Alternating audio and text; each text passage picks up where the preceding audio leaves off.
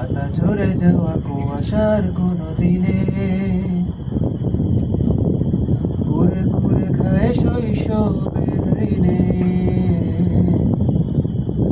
পাতা ঝরে যাওয়া কুয়াশার কোনো দিনে কুরে কুরে খায় শৈশবের ঋণে। ঘাসে জমে থাকা শিশির ফোটার দোল সুরে সুরে ধায় কৈশোরের বিনে। শীতের সকালে খালি পায়ে হেঁটে চলা একই আনন্দে একা একা কথা বলা